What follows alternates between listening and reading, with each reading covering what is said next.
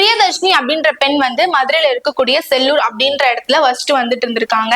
அவங்களோட கணவன் பேர் தான் வந்து ரூபன்ராஜ். இந்த பெண் வந்து கணவரோட குடும்பத்தினரால வரதட்சணை கொடுமை கேட்டு டார்ச்சர் பண்ணப்பட்டு தூக்க மாத்திரை யூஸ் பண்ணி அவங்க சூசைட் ட்ரை பண்ணியிருக்காங்க. அவங்கள ஹாஸ்பிட்டலுக்கு கொண்டு போய் உயிர் பிழைக்க முடியாம அவங்க இறந்து போயிருக்காங்க அப்படின்னு சொல்லப்படுது. கல்யாணம் பண்ணி வைக்கிறப்போ வந்து பெண் வீட்டு சைட்ல இருந்து 300 பவுன் நகை தரோம் அப்படின்னு சொல்லியிருக்காங்க. ஆனா கல்யாணம் நடந்தப்போ 150 சவரன் நகை தான் கொடுத்து கல்யாணம் பண்ணியிருக்காங்க.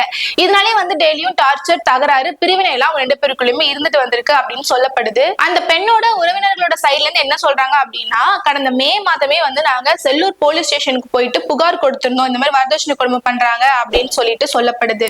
அதுக்கப்புறமா ரெண்டு பேருமே தனித்தனியா தான் பிரிஞ்சு வாழ்ந்துட்டு வந்துட்டு இருக்காங்க. ரூபன் ராஜோட அம்மா அப்பா வந்து பிரியதர்ஷினிக்கு கால் பண்ணி இந்த மாதிரி எங்க பையனுக்கு வேற பொண்ணை கல்யாணம் பண்ணி வைக்க போறோம் அப்படின்னு சொல்லியிருக்காங்க.